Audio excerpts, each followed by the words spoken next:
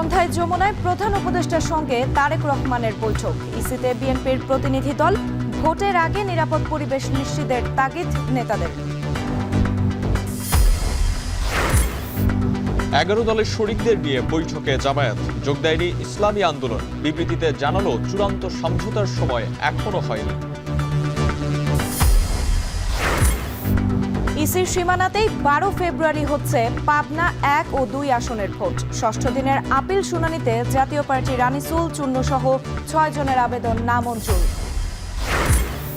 রাজধানীর 3 পয়েন্টে আজও 7 কলেজের শিক্ষার্থীদের রাস্তা অবরোধ। তীব্র যানজট। 15 জানুয়ারির মধ্যে বিশ্ববিদ্যালয়ের অধ্যাদেশ জারিতে অনড় অবস্থান। দেশজুড়ে এলপিজি সিলিন্ডার সংকটের মধ্যেই ফিলিং স্টেশনগুলোতেও মিলছে না অটো গ্যাস। গাড়ি চালক ও যাত্রীদের ভোগান্তি চরমে। এবং মাঠে গড়ায়নি বিপিএল এর ম্যাচ। বিসিবি পরিচালক নাজমুলের পদত্যাগের দাবিতে অনড় ক্রিকেটাররা। 48 ঘন্টার মধ্যে কারণ দর্শাতে বিসিবির নোটিশ।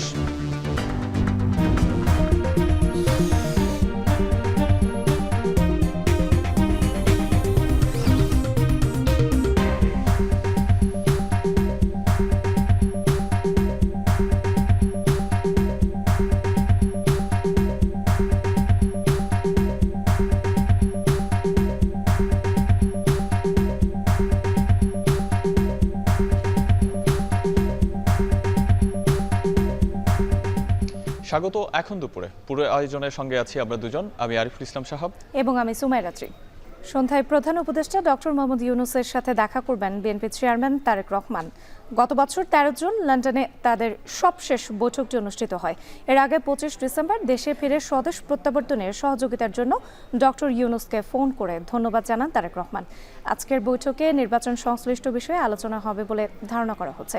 এ নিয়ে আরও জানাতে যমুনার সামনে থেকে সরাসরি যুক্ত হচ্ছেন জাওয়াদ মাহমুদ।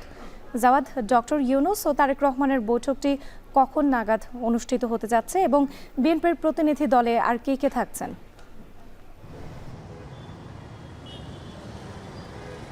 ধন্যবাদ রাত্রি। আপনি যেমনটি বলছিলেন যে গত বছরে লন্ডনে দা হোটেল ডরচেস্টারে প্রধান উপদেষ্টার সাথে তারেক রহমানের একটি বৈঠক অনুষ্ঠিত হয়েছিল এবং এরপর স্বদেশ প্রত্যাবর্তনের পরে আপনি যে বলছিলেন যে তারেক রহমান ফোন করে প্রধান উপদেষ্টাকে ধন্যবাদ জানিয়েছে এবং বেগম খালেদা জিয়ার যে নামাজে জানাজা সেখানেও দেখা হয়েছে। কিন্তু দেশে ফেরার পরে আনুষ্ঠানিকভাবে এবং তিনি আনুষ্ঠানিকভাবে বিএনপির চেয়ারম্যানের দায়িত্ব নেওয়ার পরে এই প্রথম তাদের সাক্ষাৎ হচ্ছে যমুনায় বেলা 3টার সময় সাক্ষাৎটি হবার কথা রয়েছে।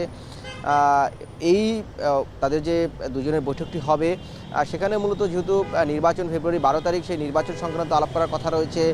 দেশের যে স্থিতিশীলতা, আইন শৃঙ্খলা পরিস্থিতি, এই বিষয়গুলো আলোচনার উঠে আসতে পারে বলে ধারণা করা হচ্ছে এবং গণভোট সংস্কার প্রসঙ্গ এখানে উঠে আসতে পারে।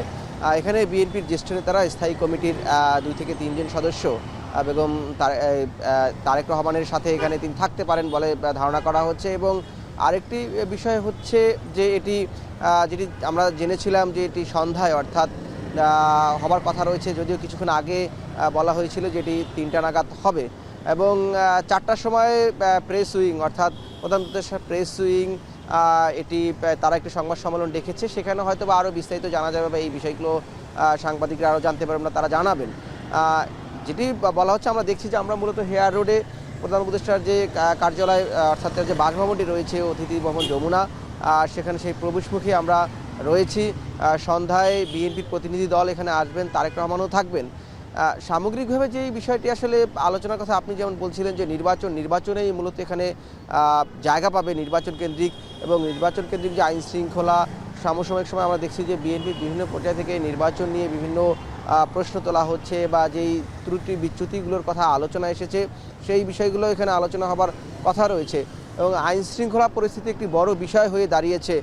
সাম্প্রতিক সময়ে আমরা এটিও দেখেছি যে বেশ কয়েকজন রাজনৈতিক কর্মী বিএনপির এবং জামায়াতের তারা আসলে হত্যাকাণ্ডের শিকার হয়েছেন। সামগ্রিক বিষয় এই আলোচনাটি যেমন আসবে এবং গণভোটও একটি বড় আলোচ্য বিষয় হতে পারে তাদের বৈঠক, সেটি বলছিলাম। এই বৈঠকটি হবে এবং সন্ধ্যা নাগাদ যখন এই বৈঠকটি হবে তখন হয় আরও বিস্তারিতভাবে আমরা আসলে জানাতে পারবো যে এখানে কি কি বিষয়ে আলোচনা হবে বা সেটি জানাবে। এবং আপনি যেটি জানতে চেয়েছিলেন, যেটি বলছিলাম যে বিএনপির একটি প্রতিনিধি দল অর্থাৎ স্থায়ী কমিটির সদস্যরাও থাকবেন কারা কারা থাকবেন সেটি আরও সুনির্দিষ্টভাবে হয়তো বা আমরা কিছু পরবর্তী সংবাদে জানিয়ে দিতে পারবো। এই ছিল এখন পর্যন্ত তারেক রহমানের সাথে প্রধান উপদেষ্টার যে বৈঠক তার সব শেষ রাত্রি। সন্ধ্যায় প্রধান উপদেষ্টা ডক্টর মোহাম্মদ ইউনূসের সঙ্গে দেখা করবেন বিএনপি চেয়ারম্যান তারেক রহমান। এই নিয়ে বিস্তারিত জানাতে আমাদের সঙ্গে যুক্ত ছিলেন জাওয়াদ মাহমুদ। এবারে নির্বাচন আইন শৃঙ্খলা ইস্যু নিয়ে কথা বলছি। পোস্টাল ব্যালটে ধানের শীষের অবস্থান নিয়ে যে ধোঁয়াশা তৈরি হয়েছে তার জবাব নির্বাচন কমিশনকে দিতে হবে বলে মনে করেন বিএনপির স্থায়ী কমিটির সদস্য আমির খসরু মাহমুদ চৌধুরী। সকালে চট্টগ্রামে বেগম খালেদা জিয়ার স্মরণে এক দোয়া মাহফিলে তিনি এই কথা বলেন। নির্বাচনের আগে আইন শৃঙ্খলা পরিস্থিতি যাতে নিরাপদ ও নির্বিঘ্ন হয় তা নির্বাচন কমিশনকে নিশ্চিত করার তাগিদ দেন তিনি। যারা ব্যালট পেপার করেছেন তারা উত্তর দিলে ভালো হয় না? আমার তো মনে হয় এই কথার উত্তর তারা ভালো দিতে পারবে যারা ব্যালট পেপার ছাপিয়েছে। বিএনপির ধানের শীষ কেন ভাঁসের মধ্যে পড়ছে, কেন ওই জায়গায় আসছে, এটার উত্তর তো ওনারা দিতে পারবেন। আমি আশা করছি শুধু উত্তর নয়, এটার ওনারা একটা প্রতিকারও করবে। নির্বাচন কমিশনের সমসাময়িক বিষয় নিয়ে কথা বলছেন বিএনপি নেতা সালাউদ্দিন আহমেদ। আমরা সরাসরি যুক্ত হচ্ছি সেখানে। লঙ্ঘন হচ্ছে, কিন্তু এই ব্যাপারেও আমি দেখছি যে নির্বাচন কমিশন নির্বিকার। তা আমরা আশা করব তারা এগুলো অ্যাড্রেস করবে। ধন্যবাদ।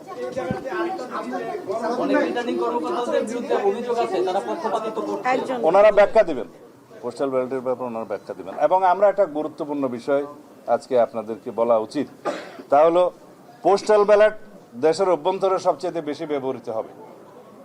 সেজন্য আমরা বলেছি যে সমস্ত নির্বাচনী এলাকায় যে কজন প্রার্থী থাকে তাদেরই তো মার্কা দিয়ে নাম দিয়ে ব্যালট হয়, সেই একই ব্যালট যেন সংশ্লিষ্ট নির্বাচনী এলাকার পোস্টাল ব্যালট হিসেবে ব্যবহার করা হয়। এই ব্যাপারে আমরা সুস্পষ্ট আমাদের প্রস্তাব দিয়েছি, কারণ সমস্ত মার্কাগুলো দিয়ে তো পোস্টাল ব্যালট সব কনস্টিটিউয়েন্সিতে পাঠানোর প্রয়োজন নেই এবং সেটা দেশের মধ্যে সম্ভব নয়। আমরা প্রত্যেকটি নির্বাচনী এলাকার ক্ষেত্রে সংশ্লিষ্ট সকল প্রার্থী যারা থাকবেন তাদের নাম এবং মার্কা সহকারে যেটা ইউজুয়াল সাধারণ ব্যালট হবে, সেই একই ব্যালট প্রত্যেকটা নির্বাচনী এলাকার পোস্টাল ব্যালটের ক্ষেত্রে ব্যবহারের জন্য আমাদের একদম স্পষ্ট প্রস্তাব আমরা দিয়ে গেছি। আশা করি সেটা তারা গ্রহণ করবেন, যেহেতু এটা যৌক্তিক। তারা বিবেচনা করবেন।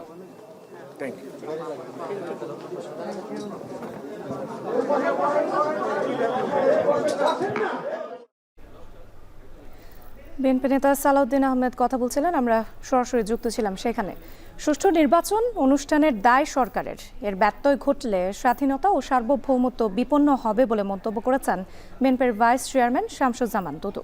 সকালে জাতীয় প্রেস ক্লাবে এক অনুষ্ঠানে তিনি অভিযোগ করেন নির্বাচন অনুষ্ঠানের জন্য লেভেল প্লেইং ফিল্ড ও আইন শৃঙ্খলা পরিস্থিতির উন্নতি দৃশ্যমান হচ্ছে না। এই নির্বাচনে যদি কোনো রকম ব্যত্যয় ঘটে তাহলে দেশের গণতন্ত্র প্রতিষ্ঠার যে স্বপ্ন সেটা বিঘ্নিত হবে, দেশের স্বাধীনতা সার্বভৌমত্ব বিঘ্নিত হবে। যেমন পার্শ্ববর্তী একটা দেশ বসেই আছে যেন আমরা ভালো একটি নির্বাচন করে গণতন্ত্রে উত্তরণ ঘটাতে না পারি, সেই জন্য আমাদেরকে সজাগ সতর্ক থাকতে হবে।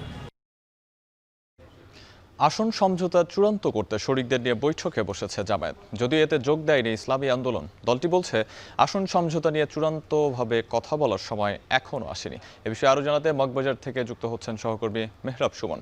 মেহরাব, বৈঠকের বিষয়ে বিস্তারিত জানাবেন এবং জোটে ইসলামী আন্দোলন থাকছে কিনা এ বিষয়ে কিছু জানতে পেরেছেন কিনা জানাবেন। সাহাব, আজ বেলা 12টা থেকেই এই যে জামাত ইসলামের নেতৃত্বে যে 11 দলীয় যে জোটটি হয়েছিল তার যে বৈঠক আসন সমঝোতা নিয়ে সেটি এখনও চলমান রয়েছে। তারা বৈঠক শেষে একটা সাংবাদিকদের বিবৃতি দিয়ে জানিয়ে দিবেন বলে আমাদের এখন পর্যন্ত জানিয়েছে।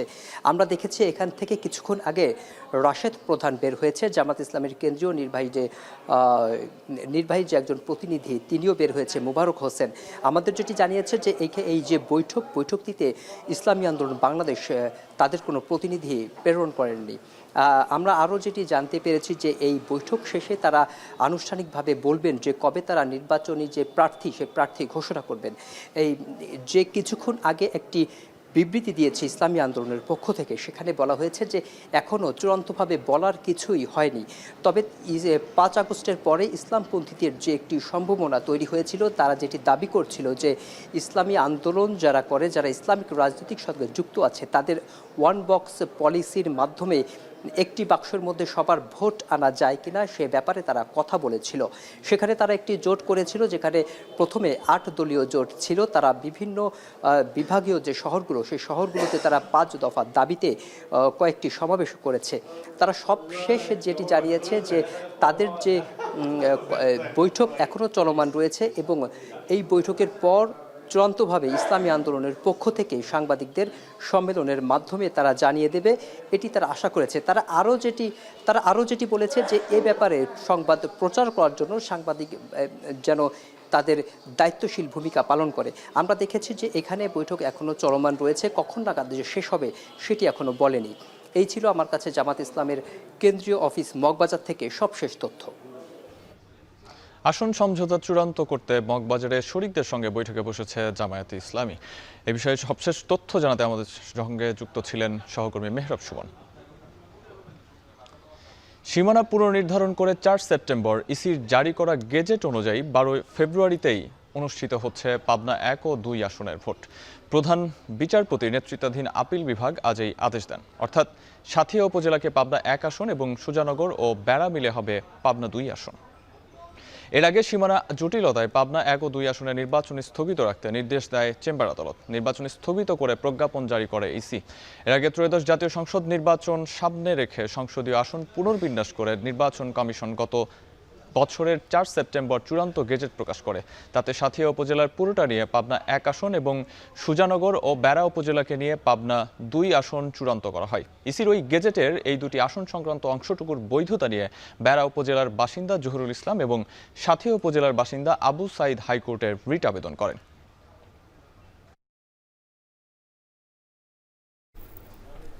ত্রয়োদশ জাতীয় সংসদ নির্বাচনে রিটার্নিং অফিসারের মনোনয়নপত্র গ্রহণ ও বাতিলের আদেশের বিরুদ্ধে 6ষ্ঠ দিনের শুনানিতে সবশেষ 51টি আপিল শুনানি হয়েছে। জাতীয় পার্টির আনিসুল ইসলাম মাহমুদ ও মুজিবুল হক চুন্নু সহ দলটির 14টি আপিল শুনানির সবার আপিল নামঞ্জুর করা হয়। বৃহস্পতিবার সকালে 381 থেকে 480 নম্বর আপিলের শুনানি শুরু হয়। এদিন পিরোজপুর 1 আসনে বিএনপির প্রার্থী আলমগীর হোসেনের প্রার্থিতা বহাল রাখে কমিশন। তার বৈধতার বিরুদ্ধে আপিল করেছিলেন জামায়াত প্রার্থী মাসুদ সাইদি। প্রার্থিতা ফিরে পেয়েছেন নেত্রকোনা 5 আসনের জামায়াত প্রার্থী। এছাড়া এদিন বেশ কিছু স্বতন্ত্র প্রার্থী তাদের প্রার্থিতা ফিরে পান।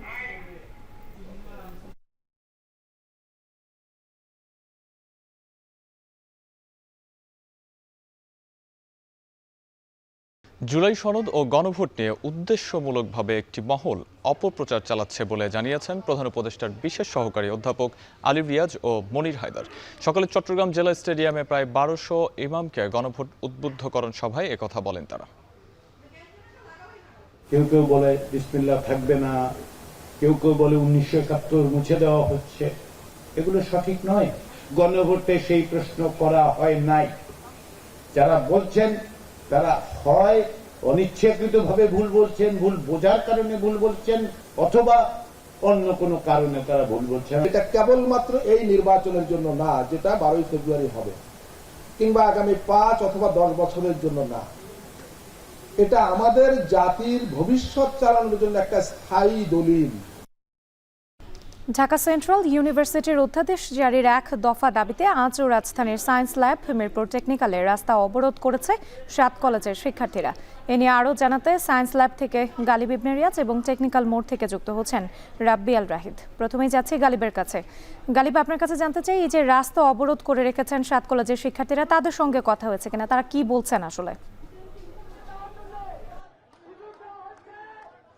রাত্রি প্রায় 1.5 ঘন্টা হয়ে গেল এখন পর্যন্ত এই ঢাকার গুরুত্বপূর্ণ একটি সড়কের মোড়, যেটি হচ্ছে সায়েন্স ল্যাব, সেই রাস্তাটিকে তারা বন্ধ করে রেখেছে প্রায় 1.5 ঘন্টা হলো। তাদের দাবি আসলে একটাই, যে এতদিন ধরে তারা যেই কেন্দ্রীয় বিশ্ববিদ্যালয়ের যারা যে দাবিটি করে আসছিলেন সেটির খসড়া প্রকাশ করা হলেও এখন পর্যন্ত তাদের যে অধ্যাদেশ, আইনের যে অধ্যাদেশ, সেটা এখন পর্যন্ত কেন প্রকাশ করা হচ্ছে না।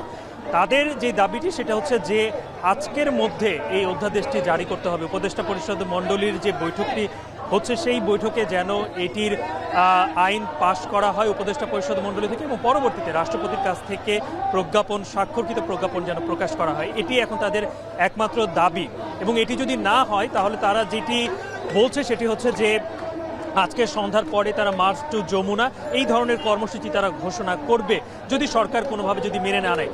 তারা একটা বিষয় আরও বলছে যে এইখানে যারা কেন্দ্রীয় বিশ্ববিদ্যালয়ের দাবি উত্থাপনের পর থেকেই শিক্ষক এবং শিক্ষার্থীদের মধ্যে একটা দূরত্ব সৃষ্টি হয়েছে, বিশেষ করে যারা বিসিএস ক্যাডারে যেই শিক্ষকরা রয়েছেন তারা ঢাকার বাইরে তাদের পোস্টিং হবে, এই ধরনের অভিযোগ কিংবা এই ধরনের কথা তারা শিক্ষার্থীদের কাছে বলছেন এবং নিজেরা একটা সিন্ডিকেট করার চেষ্টা করছেন বলে শিক্ষার্থীরা এখানে অভিযোগ করেছেন। আমি আসার পরে এখানে অনেকের সাথেই কথা বলেছি, বিশেষ করে এই সায়েন্স ল্যাবে ঢাকা কলেজ এবং ইডেন মহিলা কলেজের যে শিক্ষার্থীরা রয়েছেন তারাই এখানে অবস্থান করছেন। আশেপাশের যখন তারা 1টার কিছু সময় আগে এই সড়কটি অবরোধ করেন তখন এই আশেপাশের রাস্তায় যে গাড়িগুলো ছিল সেগুলো আটকা পড়ে, কিন্তু পরবর্তী সময় আমরা দেখতে পেয়েছি যে গাড়িগুলো ঘুরিয়ে ওই রাস্তা ধরেই তারা আবার ফিরে গিয়েছে, যে কারণে এখানে যেই চলমান যেই গাড়ির যে একটা ব্যাপার সেটি কিন্তু এখানে নেই। তবে অনেকেই পায়ে হেঁটে এই মোড়টি পার হচ্ছেন, যে কারণে একটা জনদুর্ভোগ সৃষ্টি হয়েছে এবং এখানে যারা এই রাস্তা দিয়ে চলাচল করছেন তারাও এই জনদুর্ভোগের কারণে তারা যে একটা বাড়তি একটা ভোগান্তি তাদের হচ্ছে সেই দুঃখ তারা প্রকাশ করেছেন এবং বারবার এই সায়েন্স ল্যাব মোড়েই কেন তারা অবরোধ করেন এই বিষয়টি নিয়েও তারা প্রশ্ন তুলছেন। তবে শিক্ষার্থীদের যেটি দাবি সেটি হচ্ছে যে তারা যদি সরকার যদি দাবি মেনে নেয় তাহলে আজকের মধ্যে তারা এই অবরোধ তুলে নেবেন। এই ছিল আমার কাছ থেকে সর্বশেষ।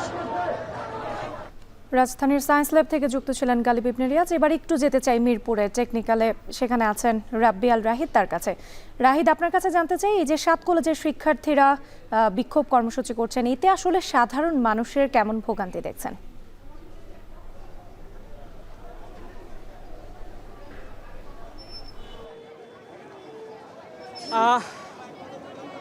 রাত্রি রাজধানীর সরকারি 7টি কলেজ নিয়ে গঠিত সেন্ট্রাল ইউনিভার্সিটির অধ্যাদেশ জারির এক দফা দাবিতে বেশ কয়েকদিন থেকেই আন্দোলন করছে 7 কলেজের শিক্ষার্থীরা, যার ধারাবাহিকতায় আজকে টেকনিক্যাল মোড়েও আন্দোলন করছে রাজধানীর বাংলা কলেজ এবং তিতুমির কলেজের শিক্ষার্থীরা।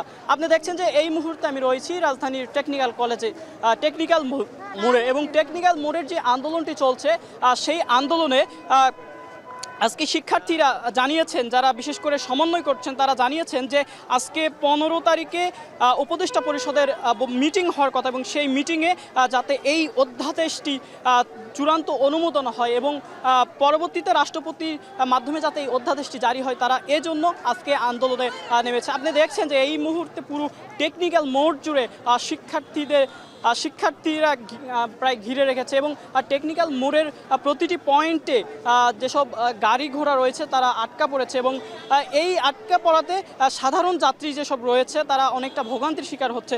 বিশেষ করে যাত্রীরা অভিযোগ করছে যে এই যে 7 কলেজের আন্দোলন, প্রায় কিছুদিন পর 7 কলেজের যে আন্দোলন, সেই আন্দোলনের কারণে তারা অনেকটাই ভোগান্তির মধ্যে পড়ছে। তবে শিক্ষার্থীরা অভিযোগ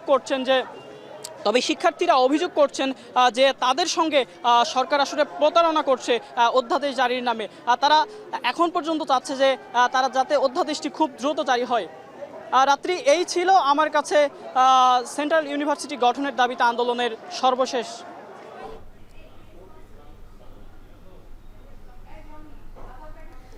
এক দফা দাবিতে আজও রাজধানীর সায়েন্স ল্যাব মিরপুর টেকনিক্যালে রাস্তা অবরোধ করেছে 7 কলেজের শিক্ষার্থীরা। এ নিয়ে বিস্তারিত জানাতে যুক্ত ছিলেন সহকর্মীরা। আগামী জাতীয় সংসদ নির্বাচনে উপকূলীয় জেলায় নৌবাহিনীর 5000 সদস্য মোতায়েন থাকবে বলে জানিয়েছেন নৌবাহিনী প্রধান অ্যাডমিরাল এম নাজমুল হাসান। এছাড়াও এসব এলাকায় অবৈধ অস্ত্রধারী সন্ত্রাসীদের আটকে অভিযান চালানো হবে বলেও জানান তিনি। নৌবাহিনীর সক্ষমতা বাড়াতে খুলনা শিপইয়ার্ডে এক অনুষ্ঠানে একথা বলেন তিনি। আমরা সরকার এবং নির্বাচন কমিশনকে প্রতিশ্রুতি দিয়েছি যে আমরা প্রায় 5000 নৌ সদস্যকে নির্বাচন উপলক্ষে মোতায়েন করব। এই উপলক্ষে সর্বমোট 19টি জেলায় আমাদের নৌ সদস্যদের উপকূলীয় অঞ্চলগুলিতে, বিশেষ করে খুলনা, চট্টগ্রাম এবং দেশের দক্ষিণাঞ্চলের সমস্ত জেলাগুলিতে আমাদের নৌবাহিনীর সদস্যগণ মোতায়েন থাকবে।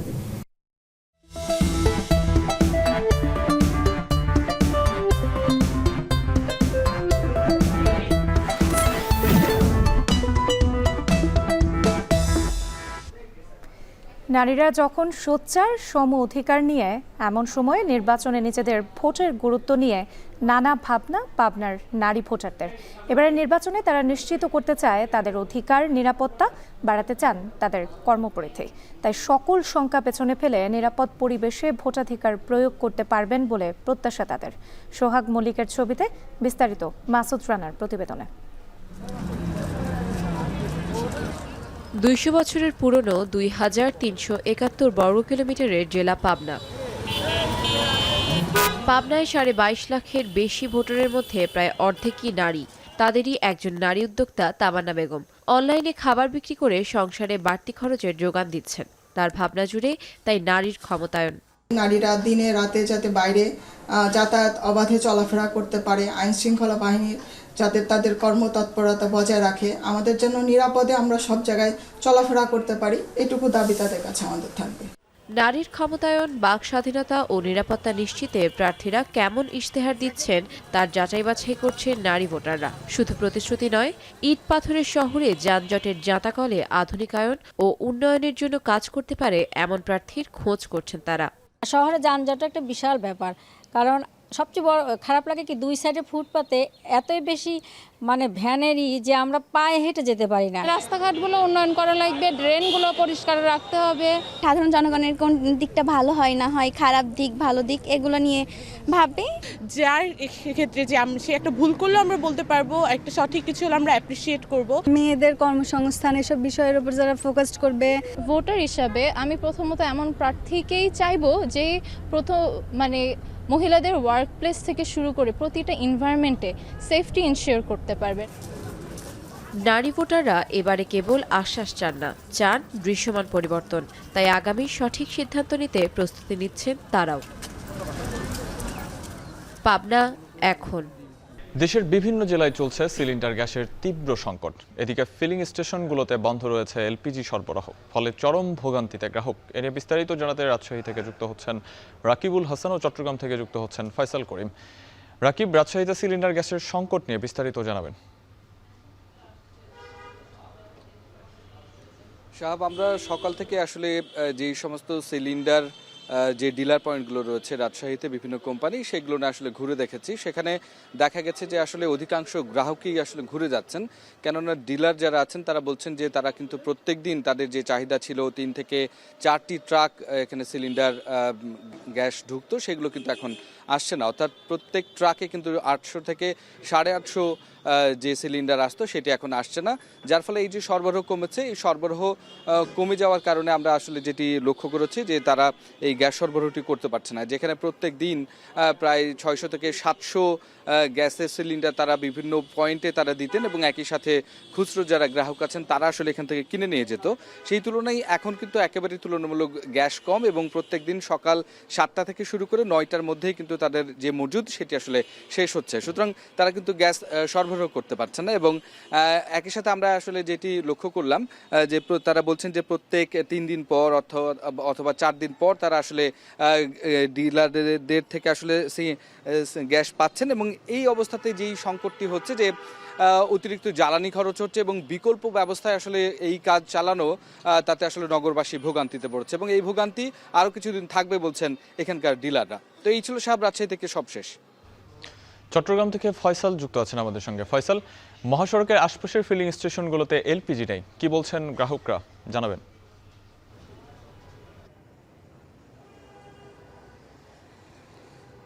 আমরা দেখছি যে মূলত গতকাল থেকে চট্টগ্রামের যে ফিলিং স্টেশনগুলো আছে সেগুলোতে গ্যাস সংকট দেখা দিয়েছে এবং এই কারণে কিন্তু ব্যাঘাত ঘটছে। যে সকল যানবাহন জ্বালানি নিতে আসছে, অর্থাৎ এলপিজি গ্যাস নিতে আসছে, তারা কিন্তু অনেকেই ফিরে যাচ্ছেন।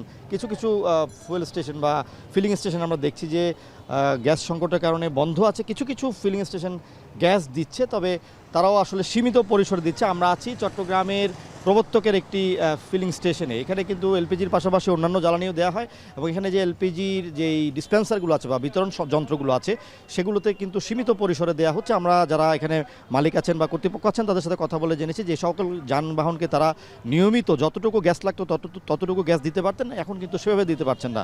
অর্থাৎ যে সকল যান ক্যাশ টাকায় এখানে এলপিজি নিয়ে থাকে তাদেরকে সর্বোচ্চ 15 লিটার পর্যন্ত তারা গ্যাস দিচ্ছেন, আর যে সকল যান তাদের সাথে চুক্তিবদ্ধ তাদেরকে কিন্তু 20 লিটার পর্যন্ত দিচ্ছেন এবং অনেক যান কিন্তু এসে ফিরে যাচ্ছে। কিছু কিছু যান কিন্তু আগেভাগেই এই অকটেন বা বিকল্প যে জ্বালানি সেগুলো কিন্তু গাড়িতে ভরে নিচ্ছেন এবং আমরা যেটি দেখছি যে আসলে চট্টগ্রামের বিভিন্ন যে যানগুলো মূলত এলপিজিতে চলে সেগুলো কিন্তু অনেক দূরপাল্লার যারা যে গাড়িগুলো আছে সেগুলো কিন্তু সেভাবে তাদের যে ভাড়া মারা কিংবা যেই প্রতিদিনের যে কর্মকাণ্ড সেগুলো কিন্তু করতে পারছে না, যে কারণে দেখা যাচ্ছে কি যানবাহন এক ধরনের নৈরাজ্য দিচ্ছে এবং এখানে যারা ফুয়েল মালিক আছেন তারা আসলে তাদের কাছে উত্তর নেই যে কবে এই সংকট থেকে তারা সমাধান পাবেন। সাহেব, গ্যাস সিলিন্ডার ও ফিলিং স্টেশনগুলোতে এলপিজির বিস্তারিত জানাতে রাজশাহী চট্টগ্রাম থেকে যুক্ত ছিলেন সহকর্মীরা।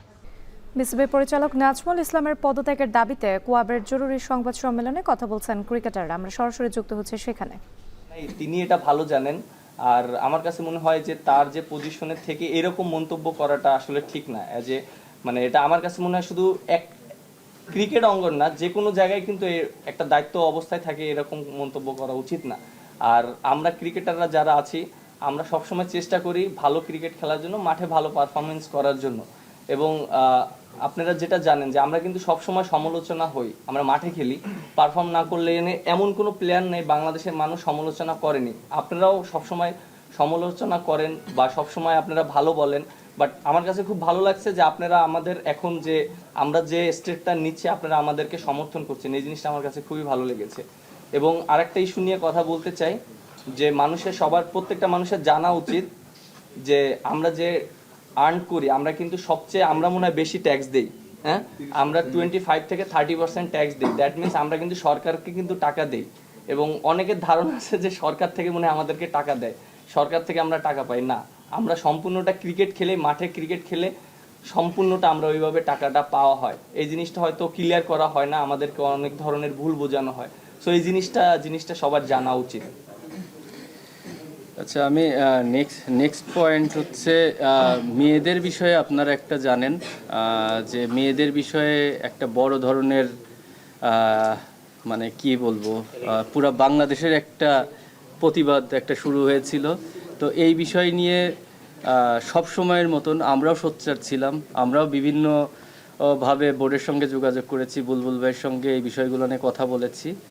ইরানে কাউকে ফাঁসি দেওয়ার পরিকল্পনা নেই বলে জানিয়েছেন দেশটির পররাষ্ট্রমন্ত্রী আব্বাস আরাকচি।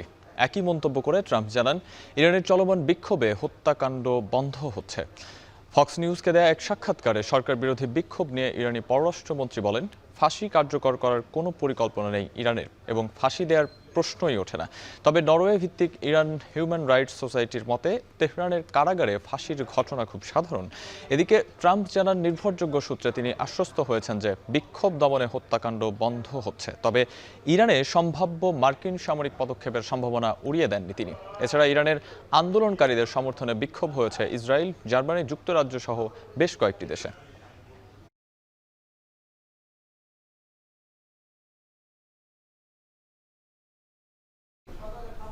শেষ করছি এখন দুপুর। তবে যাওয়ার আগে শিরোনামগুলো আরও একবার। সন্ধ্যায় যমুনায় প্রধান উপদেষ্টার সঙ্গে তারেক রহমানের বৈঠক। ইসিতে বিএনপির প্রতিনিধি দল, ভোটের আগে নিরাপদ পরিবেশ নিশ্চিতের তাগিদ নেতাদের। 11 দলের শরিকদের নিয়ে বৈঠকে জামায়াত, যোগ দেয়নি ইসলামী আন্দোলন। বিবৃতিতে জানালো চূড়ান্ত সমঝোতার সময় এখনো হয়নি। ইসির সীমানাতেই 12 ফেব্রুয়ারি হচ্ছে পাবনা 1 ও 2 আসনের ভোট। ষষ্ঠ দিনের আপিল শুনানিতে জাতীয় পার্টির আনিসুল চূর্ণ সহ 14 জনের আবেদন নামঞ্জুর। রাজধানীর 3 পয়েন্টে আজও 7 কলেজের শিক্ষার্থীদের রাস্তা অবরোধ, তীব্র যানজট। 15 জানুয়ারির মধ্যে বিশ্ববিদ্যালয়ের অধ্যাদেশ জারিতে অনড় অবস্থান।